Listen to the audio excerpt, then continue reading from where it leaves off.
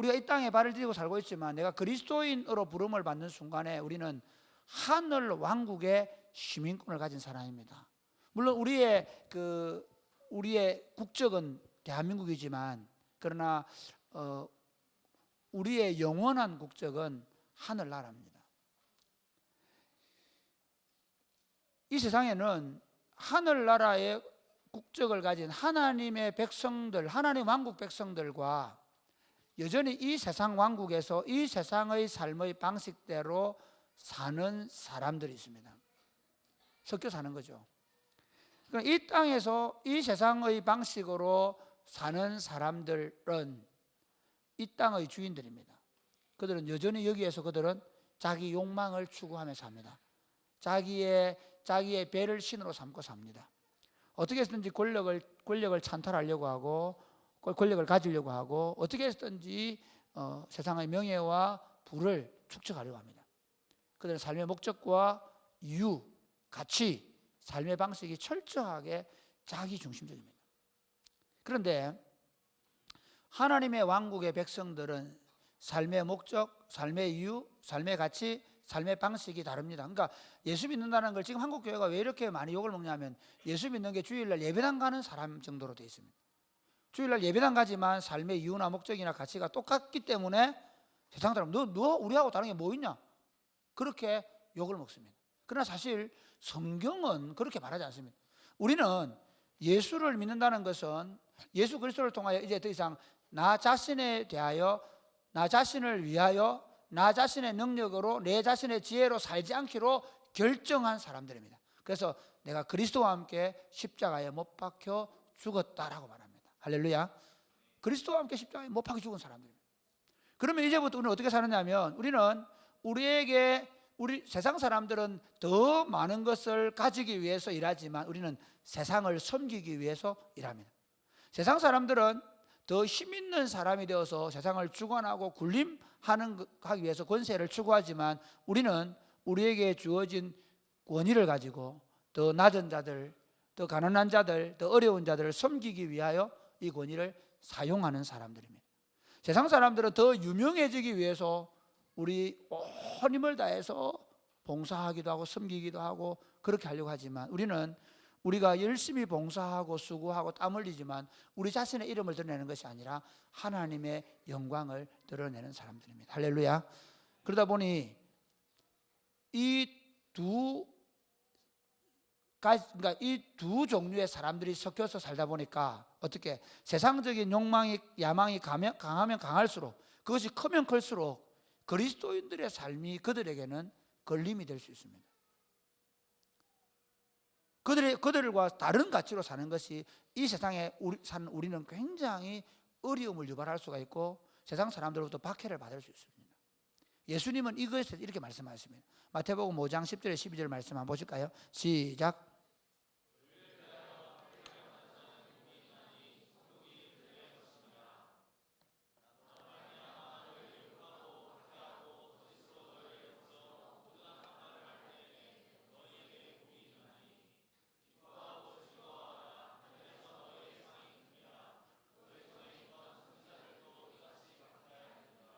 여러분 이렇게 생각할 수 있습니다. 예수님이 이 땅에 계실 때에 그분은 어떤 권력도 갖기를 원치 않았습니다.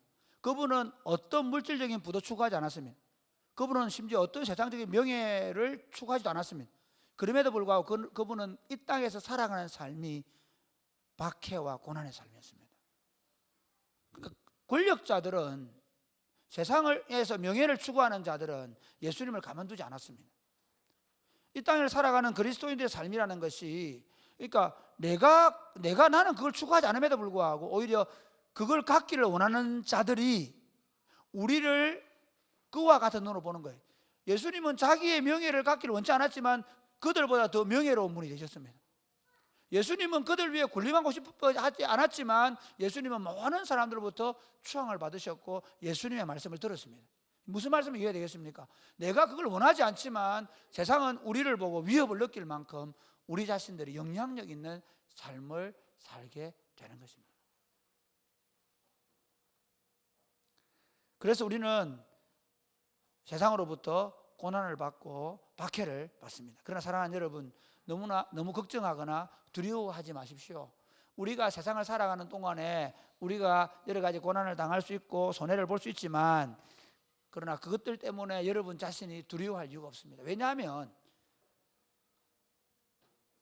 예수님께서 하늘과 땅의 모든 권세를 가지시고 지금도 세상을 통치하고 계신 줄 믿으시기를 바랍니다. 그분이 이미 이 세상을 이기셨습니다. 성경은 그렇게 말합니다. 우리 한번 요한복음 16장 33절 한번 보실까요? 같이 읽겠습니다. 시작.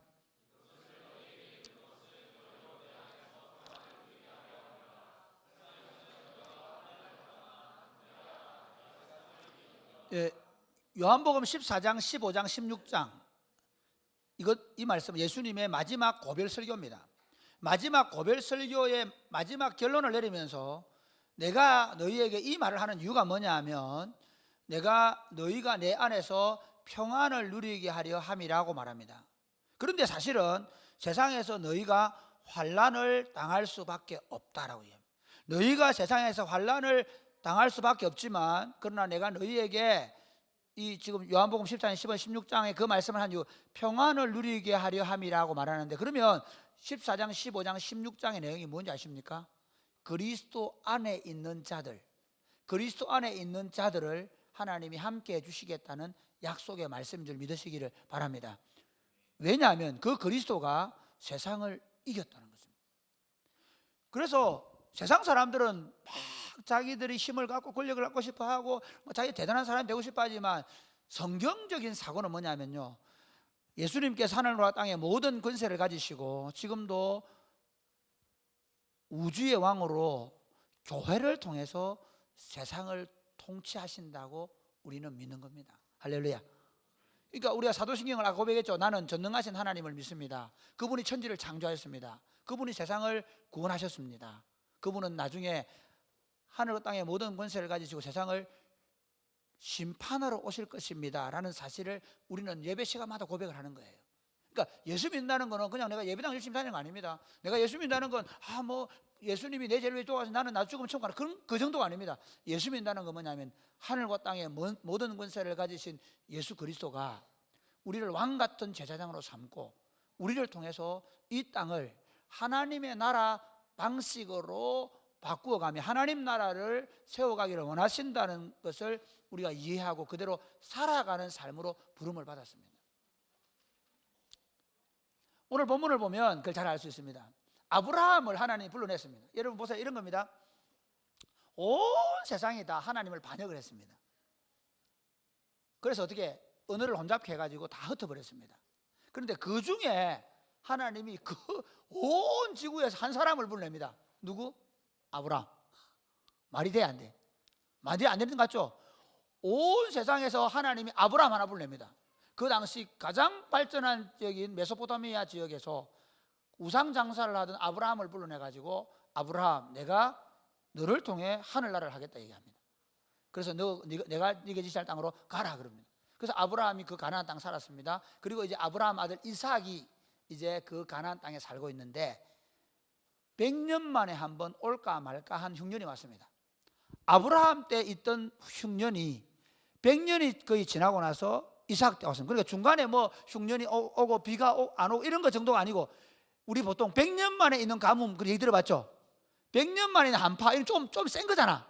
그러니까 100년 만에 있는 아브라함 때 있던 흉년, 그 말은 그 창세기 13장에 아브라함이 한 70대 후반에 있던 그 흉년이 이제 이삭이 아브라함이 죽고 한 100년이 지난 다음에 100년이 지난 다음에 흉년이 온 거야. 그 엄청난 흉년이 들어왔어요. 그래서 그 당시에 아브라함이 살던 땅은 어떤 땅인 줄 알아요? 여러분 이렇게 생각하면 됩니다. 지금은 우리나라가 딱 38선 이렇게 휴전선 돼 있잖아요. 그리고 북한이잖아. 우리만 그런 게 아니라 모든 세계가 다 국경이 있죠. 근데 여러분 중동 같은 데 가면 어떨까? 중동 사막 지역 같은 데 가면 국경이라는 게 있지만, 사실은 뭐 사막에 사는 베두인들은 나라 주민등록 있을까 없을까? 베두인들은 주민등록증 없습니다. 이해가 됩니까? 그걸 생각하셔야 돼. 아브라함의 삶은 베두인과 같은 삶이에요. 그러니까 그 왕국들이 있는데 그 왕국들 말고 그 경계선에서 왔다 갔다 하면서 사는 거야. 그러다 보니까 어떤 곳이겠어요? 그 경계선이 있는 곳은 어떤 곳입니까? 물이 많지 않은 곳입니다. 그렇죠? 그럼 어떻게 해야 됩니까? 그 당시 가장 관계수로가 잘 되어 있던 나라가 애굽이에요. 그리고 물이 좀 많이 있던 곳이 지중해 바로 붙어 있는 그랄 땅에, 그 블레셋 땅에, 그 블레셋의 왕국들이 있는데 그 조그마한 도시, 왕국이라 해봐야 이렇습니다. 옛날에 우리 압독국 그러면 알죠? 압양지역에 있는 왕국이에요. 그것처럼 그랄 왕국 해봐야 그냥 한 동네 그 왕국으로 피신을 간 거야. 이해가 됩니까? 그런데 하나님 이렇게 얘기합니다. 그 그랄 블레셋 땅에 있는 그랄 왕국에 피신을 간 이삭을 보고, 이삭 너 한 가지 내하고 약속하자. 절대로 애굽으로 내려가지 마라, 그렇게 얘기하는 거예요. 나중에 왜 애굽 내려가지 말라고 하는지 이유가 나옵니다. 애굽에 절대로 내려가지 마라. 만약에 네가 애굽으로 내려가지만 않는다면 내가 너와 함께해서 너와 너 후손에게 이 땅을 주겠다. 그리고 너를 번성하게 해주겠다고 약속을 했습니다. 이 약속의 말씀을 가지고 오늘 이삭이 살아간 삶을 기록을 해놨어요. 그래서 오늘 설교 제목 읽겠습니다. 한번 설교 제목 따라해 볼까요? 같이 시작. 이게 하나님께서 하신 말씀이에요. 우리 어디를 보느냐면요, 우리 이렇게 보면 됩니다. 자, 우리 5절 3절 시작.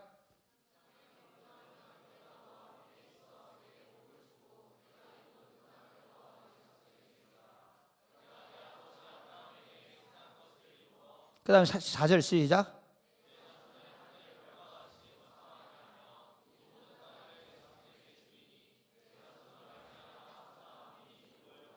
하나님께서 함께 복을 주겠다 약속을 했습니다. 그런데 실제로 이삭의 삶은 뭐냐면 부재. 이삭의 실제 삶은 이랬습니다. 자, 부재 같이 한번 해볼까요? 밀리고 시작. 이삭의 삶은 뭐였냐면요, 계속 밀리고 쫓기고 빼앗기는 삶이었다는 거예요.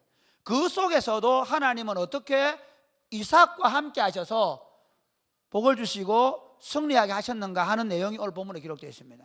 먼저 보면 우리와 함께 하셔서 복을 주신 하나님은 같이 해볼까요? 우리가 연약하여 두려워할 때 우리를 지키시는 분입니다. 여러분, 우리가 연약해지고 두려워할 때가 있습니까, 없습니까? 여러분, 두려울 때 있어요, 없어요? 모든 인간은 다 두려움을 가지고 있습니다. 가난해질까 싶어서, 특별히 가난했던 사람들은요, 이 가난에 대한 공포가 있습니다. 가난해서 만약에 어머니가 돌아갔을 때 병원비를 제대로 못 내, 그 사람들은 엄청난 트라우마가 있습니다. 가난해서 내가 공부를 못한 사람도 마찬가지죠. 그것에 대한 두려움, 트라우마가 있습니다. 그렇죠?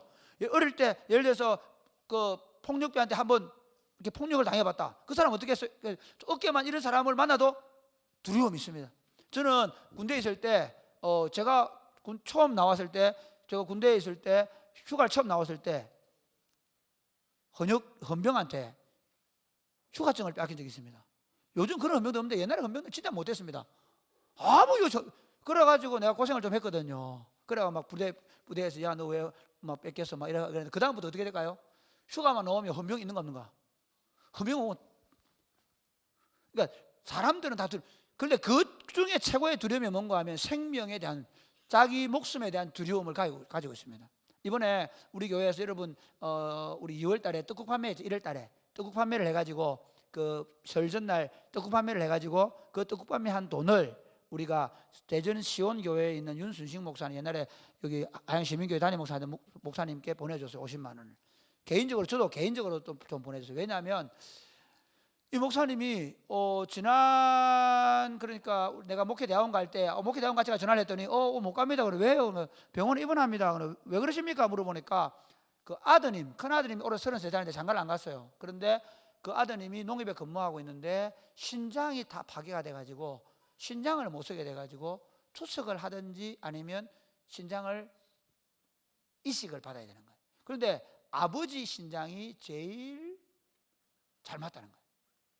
그래서 아버지가 신장을 아들에게 떼주기로 한 거예요. 그런데 우리나라는 그렇다 하더라고요. 멀쩡한 신장을 떼는 사람은 절대 보험이 안 된대. 그래서 우리가 수술비를 도와준 거예요. 그런데 제가 그 얘기 하는 게 아니고, 그 전화 받고 나서 제가 진짜 형님한테 감동했어요. 과연 우리 구의 찬이가 신장이 나쁘다고 이식해야 된다 하는데 내 신장이 맞다 하면 그래 가져가. 야, 물론 하겠죠. 안 한다고 생각했나? 하겠죠. 그런데 진짜 고민됐을 거예요. 무슨 말 알겠죠? 아무리 내가 사랑하는 자식이라 할지라도 생명에 관계된 것에 대한 두려움이 있습니다. 이해가 되시죠? 오늘 본문의 내용이 바로 그 첫 번째 문단이 그건데, 우리 6절부터 한번 보실래요? 6절 7절 한번 읽어보시죠. 시작.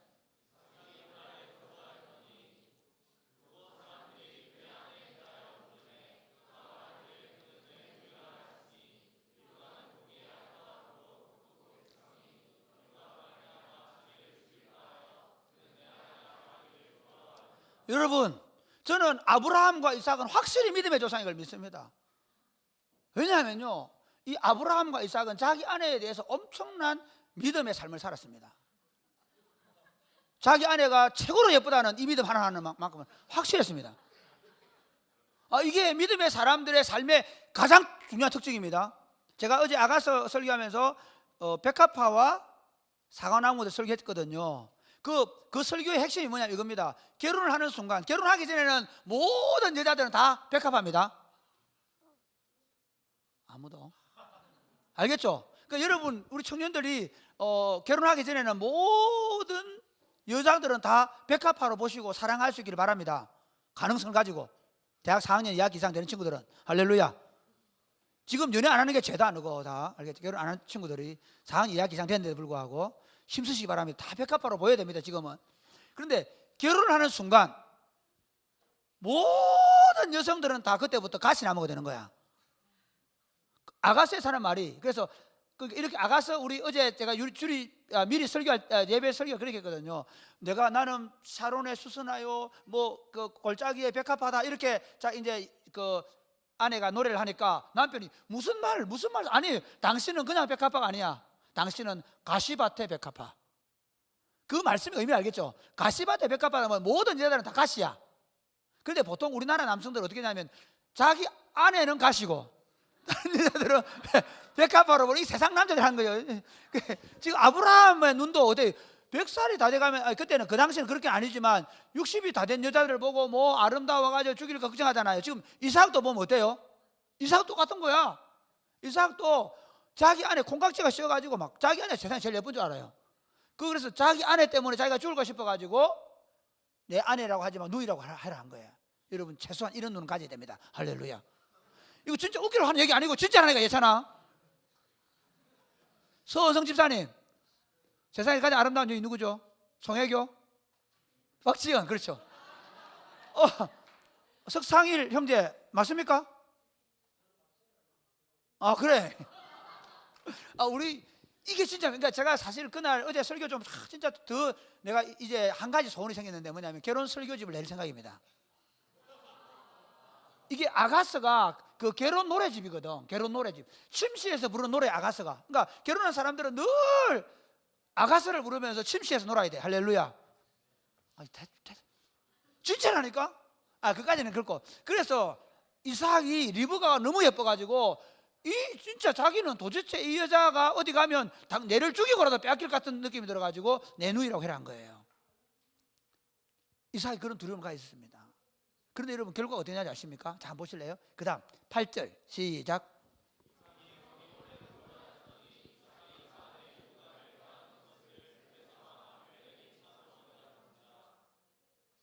그 다음에 계속해서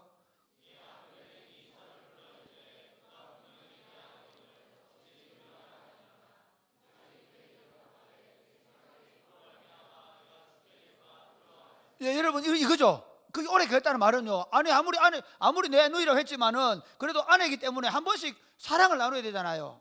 결혼한 사람들은 자주 사랑을 나누시기 바랍니다. 여러분, 정말 중요합니다. 근데 이삭이 얼마나 불안하고 초조하게 그 아내를 침실로 불러들였을까, 이죠? 몰래 누가 보는가 싶어가지고 밤늦게 그러다가 들켜버린 거야. 들켜가지고 아비멜렉은 왕의 칭호입니다. 그러니까 모든 블레셋 왕들은 다 아비멜렉이에요. 아비멜렉이 불러가지고, 야, 너 왜 그랬냐? 그러니까 우리 아내가 너무 예뻐가지고 아내를 빼앗기가 싶어가지고 그렇게 했다. 나를 죽이고 빼앗길 두려워했다. 그렇게 얘기를 합니다. 그러니까 아비멜렉이 어떻게 하느냐 한번 보십시오. 그 다음 10절 11절 시작.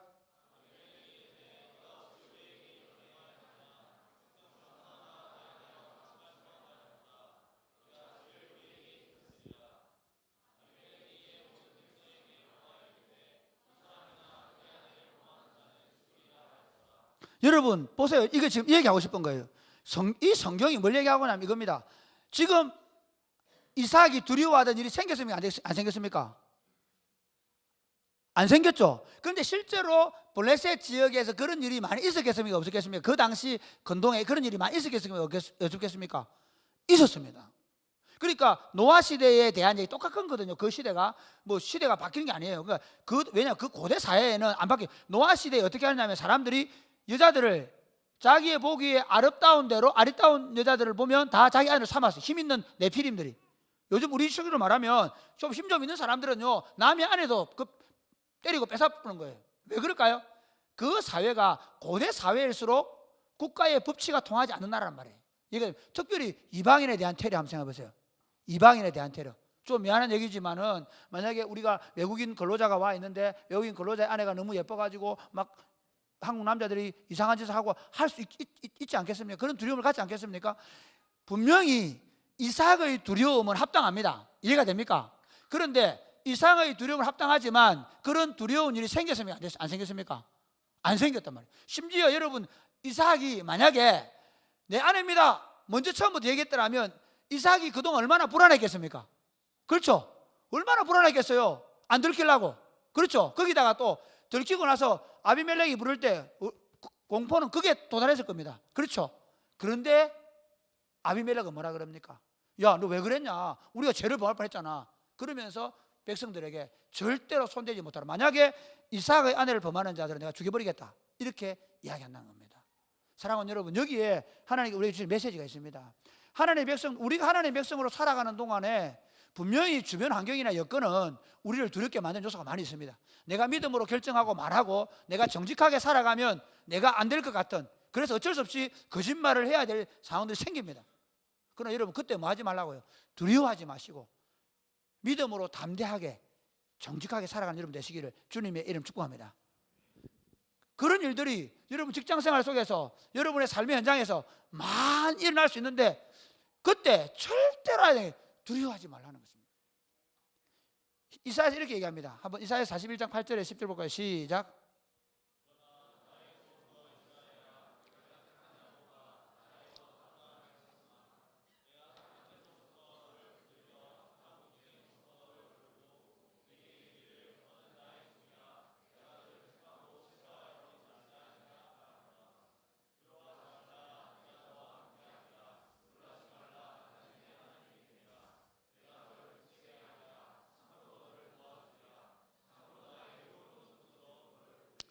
그러니까 그리스도인으로 이 땅에 살아가는 동안에 여러분들이 이 세상 속에서 당하는 수많은 위협들 속에서 어떻게 하라고요? 두려워하지 말아라. 내가 너와 함께 하겠다. 두려워할 상황 속에서도 하나님이 우리를 반드시 지키셔서 승리하게 할 거다. 그러니까 만약에 이삭이 처음에 그 고백을 했더라도 하나님 지켜주실 겁니다. 그런데 이삭이 심지어 거짓말을 해가지고, 그렇죠? 그것이 발각이 됐음에도 불구하고 하나님이 이삭을 지켜주시면서 우리에게 말씀하십니다. 두려워하지 말고 걱정하지 말고 염려하지 말고 믿음으로 담대하게 정직을 말하고 진실하게 살아내고 말씀을 따라 살아가라고 말씀합니다. 사랑하는 여러분, 여러분들이 두려움 상황 속에서 하나님을 붙잡고 믿음으로 말하고 행동하는 여러분 되시기를 주님의 이름 축복합니다. 두 번째 보면 우리와 함께 하시는 하나님은 같이 해볼까요? 밀리고 쫓기고 뺏기는 상황에서도 결국에는 번성하게 하십니다. 그러니까 지금 이삭이 이제 그렇게 해서 그 아내를 인정받았습니다. 그리고 나서 더 놀라운 일이 벌어집니다. 자, 한번 볼까요? 12절 13절 시작.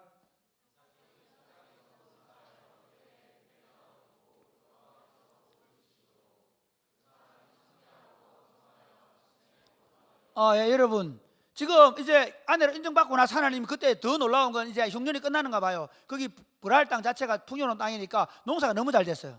그 다음에 보면 어떻게 했냐면 14절 한번 볼까요? 시작.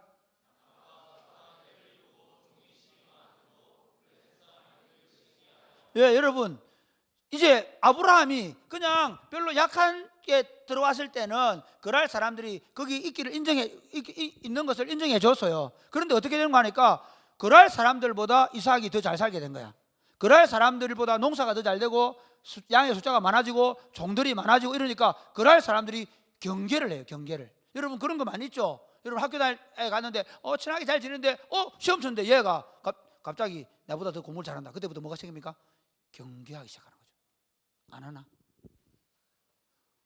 여러분 진짜입니다. 만약에 공부도 못하게 생겼다 해서 내가 37등인데 38등 하겠지 생각했는데 46등을 해보는 거야. 순간적으로 확 기분 나빠진다니까? 아닌가? 꼭 1등, 2등만 시기가 생기나? 경험을 왠지 자기 숨기고 마음 같은데, 우리는요 다른 사람이 잘 되고 다른 사람이 성공할 때 오히려 우리는 칭찬하고 응원하기보다는 세상 문화는 어떠냐면 시기하고 질투하면, 그러니까 우리가 그렇게 하면 안 돼요. 우리는 그렇게 하면 안 됩니다. 그런데 세상 문화 속에서는 어떻게 하느냐면요, 내 친구를 할지라도 내보다 더 잘나고 내보다 더 똑똑하고 내보다 더 성공하면 거기 뭐가 생겨? 서로 시기하고 질투하게 됩니다. 왜? 내가 1등을 해야 되고 내가 드러나야 되고 내가 더 힘을 가져야 되고 내가 더 많은 것을 가져야 하기 때문에 그런 현상이 벌어진 겁니다. 이삭이 잘못한 거 없습니다. 하나님이 복을 주셔서 그냥 번성할 뿐입니다. 그런데 그들이 시기해서 어떻게 하느냐? 자, 15절 16절 시작.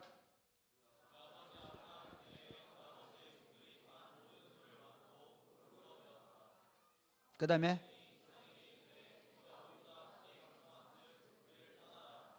뭐합니까? 우물이 있어야 우리는 지금 관계 속에 그 당시는 철저하게 그 땅에서는 우물입니다. 우물을 통해 양떼를 먹이는 거거든요. 우물이 없으면 안 되는 거예요. 그래서 우물 다 막아버리고 나가라 쫓아냈습니다. 그 다음 볼까요?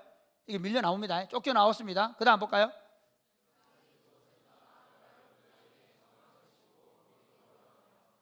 그 다음에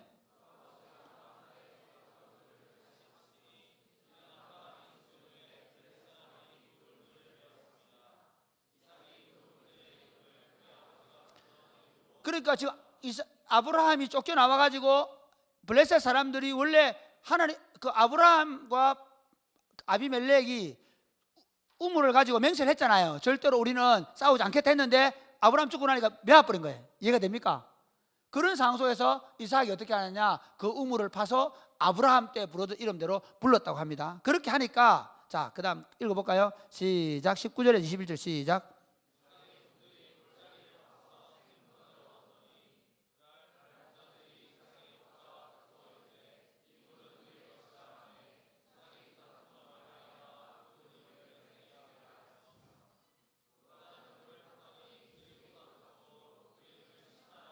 이게 무슨 말이냐면요, 이제 아브라함이 쫓겨나왔어요. 쫓겨나와서 아버지 우물을 팠습니다. 예? 그리고 또 더 양떼가 많아지니까 또 다른 샘근을 물을 팠습니다.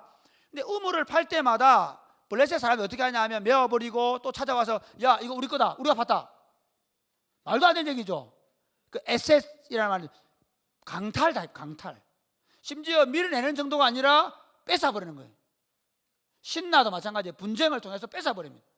그러니까 얼마나 억울해요. 그렇죠? 이삭 입장에서는 엄청 억울한 일입니다. 그런데 이삭 어떻게 하느냐 하면 그것 때문에 분쟁 만들지 않습니다. 그냥 물러납니다. 그리고 또 갑니다. 왜 그럴까요? 여기 중요합니다. 우리가 그리스도인으로 살아가는 동안에 여러분 눈앞에 보이는 거는요, 진짜 여러분 부대에서 어디 일을 하다든지 아니면 직장에서 일을 한다든지 볼 때 눈앞에 저 친구는 컨닝 해가지고 장학생이 되는 거야. 우리 학교 다닐 때는 다 장학생이 아니었거든. 진짜 억울하잖아요. 나는 공부 열심히 했는데 쟤는 컨닝 페이퍼 만들어가지고 1등하고 장학금 받고 나는 그래 안 되고. 그때 어디서 아이들 하나도 해버릴까? 그렇죠? 아니면 이 문제를 꼬시라 볼까?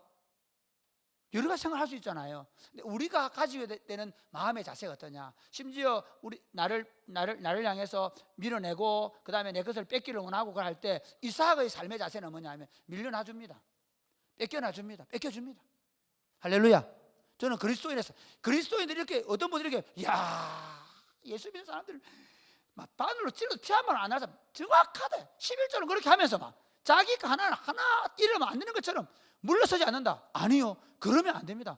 그리스도인의 소망은 뭐냐면요, 내가 세상 사람들은 이게 원리가 뭐냐, 내가 한 발짝 밀리면 자가 두 발짝 들고 싶어가지고 어떻게 합니까? 절대로 안 밀리죠. 그렇죠? 우리는 어떻게 하냐, 한 발짝 물러나 줍니다. 두 발짝 물러나면 이삭은 두 발짝 물러나죠. 그러면서 어떻게 에색에서 신나로, 그 다음에 나중에 그 다음 구절 읽어볼까요? 22절 시작.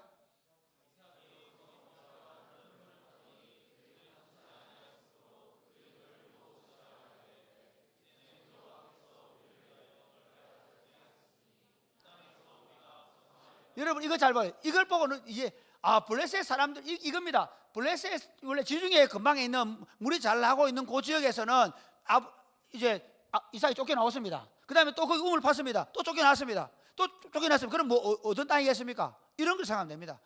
그 지금 건동도 마찬가지인데 우리나라처럼 모든 땅을 다 쓰는 땅이 아닙니다. 그냥 다 광야입니다.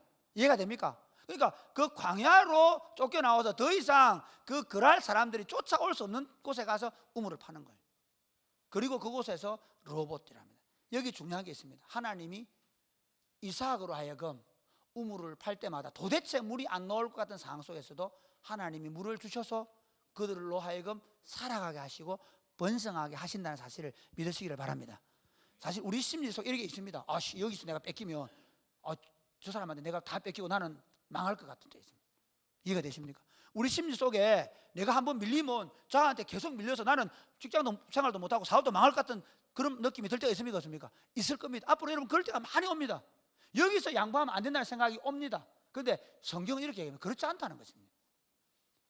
도대체 우리의 생각과 사고로는 쫓기고 밀리고 뺏기면 안 될 것 같은데 한계라도 사실 우리 죄성 안에는 남의 거 뺏으면 뺏었지. 우리 그러잖아요. 우리 어릴 때는 엄마들이 어떻게 했냐면 이렇게 했습니다. 여러분 어떻게 교육을 받는지 모르겠죠. 우리 어머니 훌륭한 어머니였습니다. 그럼에도 불구하고 우리 어머니께서 이렇게 얘기합니다.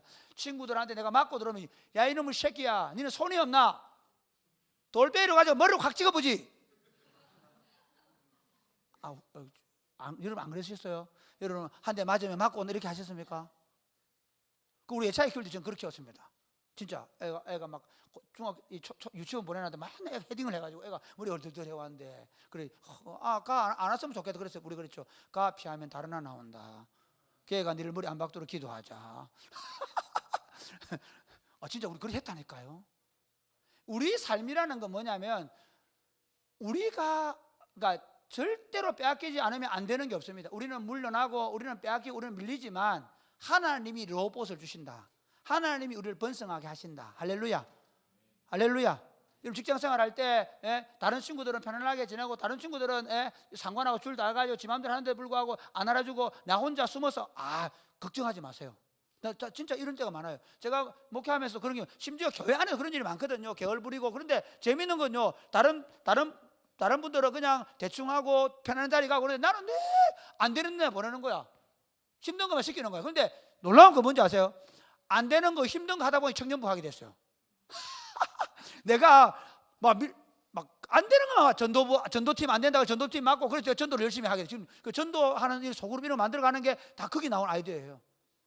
내가 청년부가 안 돼가지고 그 부목사님이 나 청년부 시키면 교회 그만둡니다 해가지고 어쩔 수 없이 니 맡아 해가지고 맡은 거예요. 심지어 저 베델교회 있을 때는 청년 3부 30대들 몇천 명 모이는 교회에서 겨우 10명 모였어요. 그래가 아무도 안 해가지고 내보고 맡았어요. 무슨 얘기하고 싶으냐면요, 억지로 맞고 밀려다녀도 그게 그 경험이 지금의 우리를 이렇게 하는 겁니다. 그러니까 멀리 보세요. 그러니까 인생이라는 거를 너무 지금 짧게 내가 여기서 손해보면 안 되고 여기서 내가 내 자리를 차지해야 되고 내 혼자 고생하는 것 같고 그렇지 않아. 밀면 밀리고 뺏기면 뺏겨주고 그러면서도 하나님이 때가 되면 반드시 나를 번성하게 할 것이다. 나를 통해 하나님의 당신의 복을 나타낼 것이다 믿으시기를 주님이 축복합니다. 마지막 세 번째 한번 볼까요? 그 다음 23절부터 33절까지는 좀 긴 본문이기 때문에 저와 여러분이 교독하겠습니다. 자, 이삭이 거기서 베엘세바로 올라갔더니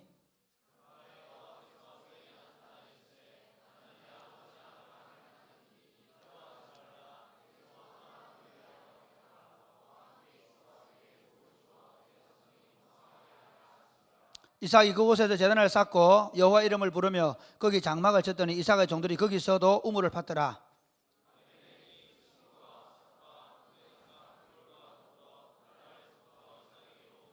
이삭이 그들에게 이르되 너희가 나를 미워하여 나에게 너희를 떠나게 하였거늘 어찌하여 내게 왔느냐?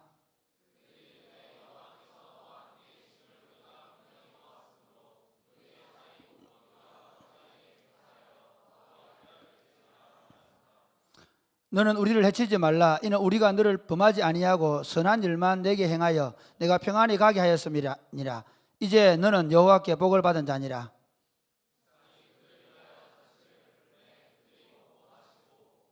아침에 일찍 일어나 서로 맹세한 후에 이삭이 그들을 보내매 그들이 평안히 갔더라.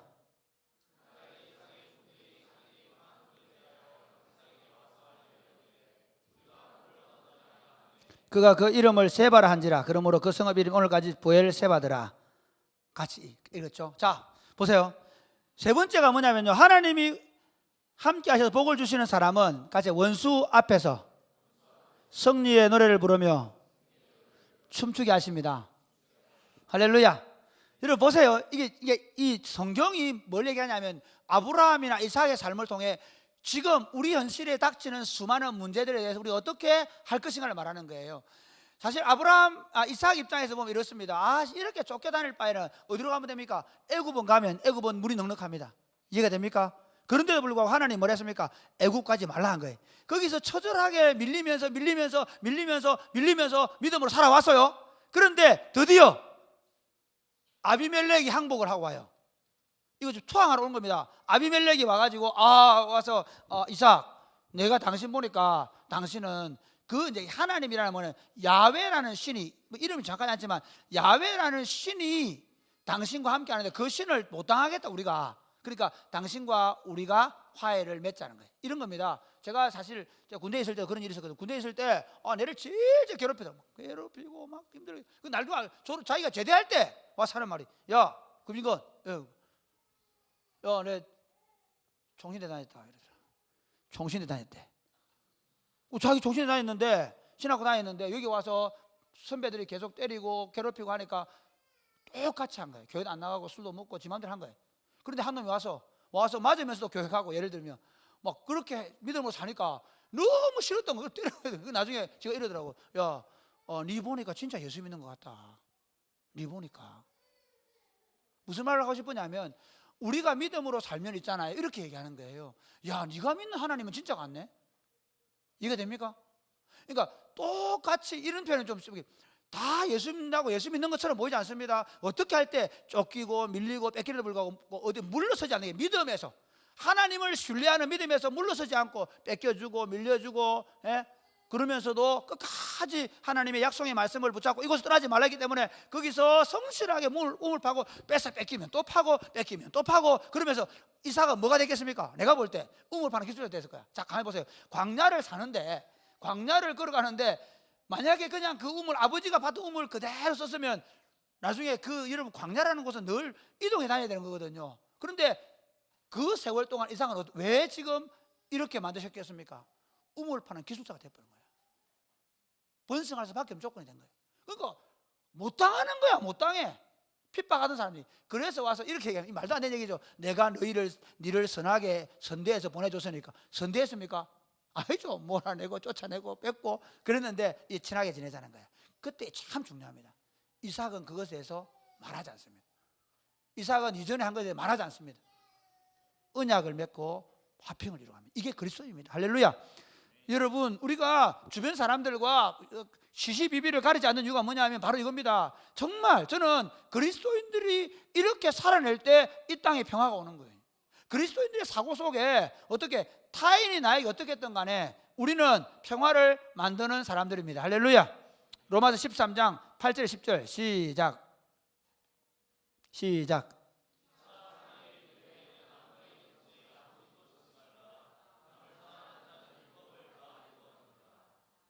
그 다음 10절 시작.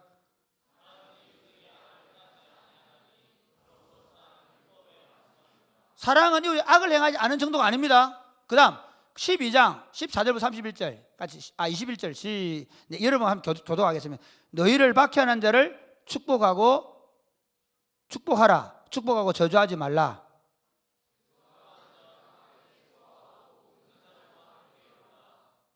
그 다음 17절 아무에게도 악으로 악을 갚지 말고 모든 사람 앞에서 선한 일을 도모하라. 그러니까 우리 악을 행하지 않은 정도가 아니라 어떻게 하라고요? 심지어 우리를 박해하는 자들을 향하여 축복하고 저주하지 않는다는 거죠. 할렐루야. 이게 우리 방식입니다. 그러니까 사랑이 꽃피우는 교회 공동체의 삶의 방식이 뭐냐면 저도 그렇게 못 사는 것입니다. 그러나 제가 말씀을 준비하면서 정말 깨달아가는 게 뭐냐면 이번에 줄이 막 결혼식 가는데 막 그 앞에 트럭이 2대가 같은 회사 트럭인가 봐. 확 가다가 한 자가 이리 들어가니까 옆에 차보도 안 하고 확 들어온 거야. 거기 누가 있었겠노? 내가 있었거든. 놀라 하고 들었어. 그런데 뒤에서 빵 하는 거야. 왜? 내 뒤에 이쪽 차선으로 가니까 이쪽에서 오는 차가 얼마나 놀랐겠노. 그러더만은 막 내보고 막 육두문자를 싼 창문으로 하는데, 아이고 내가 잘못했나. 그렇잖아. 아니 글마가 트럭을 향해서 얘기해야 될 거 아니야. 아주 뭐라 그러는 외제차 막 아주 좋은 차더라고. 막 그래서 막 그때 생각했지. 좀 감사한 게 뭐냐면 이전 같으면 죽었다 따라간다.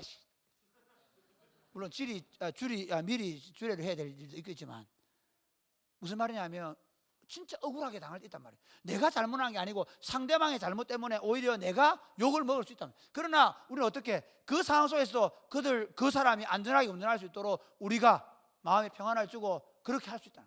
우리 삶이라는. 그래서 아무에게도 악으로 악을 갚지 말고 선으로 악을 갚으라는 것입니다. 왜 그럴까요? 이유가 있습니다. 이게 이제 오늘 마지막 결론인데, 우리는 승리를 확신하기 때문입니다. 할렐루야. 시편 23편이 사실 다윗의 노래인데요. 다윗이 아둘람 굴에 숨어 있을 때, 쫓겨다닐 때 쓴 시입니다. 한번 볼까요? 여호와는 나의 목자시니 내게 부족함이 없으리로다. 그가 나를 푸른 풀밭에 누리시고며 쉴만한 물가로 인도하시는도다. 내 영혼을 소생시키시고 자기 이름을 위하여 의의 길로 인도하시는도다. 이게 다윗이 사울에게 쫓겨다니면서 신습니다. 이게 만약에 다윗이 저 궁궐에 앉아가지고 여호와는 나의 목자시니 내게 부족함 이렇게 했으면 말이 다른데, 쫓겨다니면서 언제 죽을지 모르는데 4,000명의 군대를 가지고 와서 그를 이잡듯이 뒤지면서 잡으려고 하는 그 상황 속에서 여호와는 나의 목자시니 내게 부족함이 없다는 것입니다. 그렇기 때문에 사울이 자기 눈앞에서 죽일 수 있는 상황이 벌어지는데 불구하고 두 번 찌를 거 없습니다. 장군님 한 번만에 죽이겠습니다 얘기할 때 죽이지 말라 합니다. 원수가 없는 건 내게 있지 않다는 것입니다. 하나님이 하실 것이라는 거예요. 재미있는 얘기할까요? 결론을 얘기하면요, 다윗이 사울을 죽이지 않았기 때문에 다윗 왕국에는 반역이 없는 거예요. 이해가 되십니까? 우리가 그리스도인으로 살아갈 때 내가 당장 복수하고 싶지만 내가 복수하지 않으므로 뭘 쌓아놓냐? 하나님께서 우리로 하여금 우리 삶을 더 선한 길로 인도해 가시는 방식이 이 방식입니다. 나도 같이 원수를 갖고 나도 악으로 악을 대하면 나도 망해가는 거예요. 이게 성경의 교훈입니다. 그래서 다윗의 그 고백이 뭐냐면 이렇습니다. 내가 사맘의 엄침한 골짜기로 다닐지라도 해를 두려워하지 않을 것은 주께서 나와 함께 하심이라. 원래 나와도 되는데, 주의 지팡이와 막대기가 나를 안위하시나이다. 시편 23편 5절. 주께서 내 원수의 목전에서 내게 상을 차려주시고 기름을 내 머리에 부으셨으니 내 잔이 넘쳐. 이게 무슨 말인가 하면요, 하나님께서 자기에게 상을 차려놓고, 그리고 원수가 자기를 죽이려고 함에도 불구하고 그거 걱정 안 하고 밥 먹고 있는 거죠. 하나님이 나를 지킨다. 너희가 1000만이 둘러친다 할 때 나 걱정 안 한다. 왜? 하나님이 나를 반드시 이기게 할 거라는 믿음이 이 다윗에게 있는 거예요. 그래서 이렇게 하면 6절 말씀해 보면 내 평생의 선하심과 인자하심이 반드시 나를 따르리니 내가 여호와의 집에 영원히 살리라. 할렐루야. 너희가 나를 아무리 괴롭히고 힘들게 한다 할지라도 나는 하나님이 반드시 이기게 하셔서 나로 여호와의 집에서 영원히 살게 하실 것이라는 것. 말씀의 결론입니다. 사랑하는 여러분, 저는 그리스도인들이 이 땅을 살아가는 삶의 현장이 예수 안 믿는 사람보다 훨씬 더 어려울 수 있습니다. 저들이 하는 거짓말 우리는 할 수 없습니다. 저들이 하는 겉모술수는 쓸 수 없습니다. 저들이 하는 방식대로 우리 욕심을 따라서 살 수 없습니다. 그렇기 때문에 훨씬 더 어려울 수 있습니다. 뿐만 아니라 우리가 잘 될 때 그들이 우리를 가만두지 않습니다. 그럼에도 불구하고 사랑하는 여러분, 우리가 쫓기고 밀리고 빼앗긴다 할지라도 하나님의 약속의 말씀을 붙잡고 믿음으로 굳게 서시기를 바랍니다. 어떤 두려운 상황 속에서도 정직하십시오. 어떤 두려운 상황 속에서도 믿음을 따라 생각하고 말하고 행동하는 여러분 되시기를 바랍니다. 하나님 우리를 지키실 것입니다. 뿐만 아니라 그들이 아무리 우리를 뺏고 우리를 안 되게 하고 우리로 하여금 우리의 모든 것을 다 가져간다 할지라도 그분이 우리를 되게 하실 것입니다. 마지막 종국적으로는 우리 앞에 무릎을 꿇게 될 것입니다. 이 땅에서 아니면 하나님 앞에 갔을 때 하나님께서 의의 심판을 하실 때 우리에게 생명의 면류관, 승리의 면류관을 주실 줄을 믿으시기를 주님의 이름으로 축복합니다. 그러면서 쫓기고 밀리고 빼앗기는 상황 속에서도 절대로 낙심하지 않고 의인은 7번 넘어져도 8번 일어나리라는 말씀을 믿고 믿음을 일어서서 믿음으로 성실하게 살아가는 여러분 되시기를 주님의 이름 축복합니다. 아멘.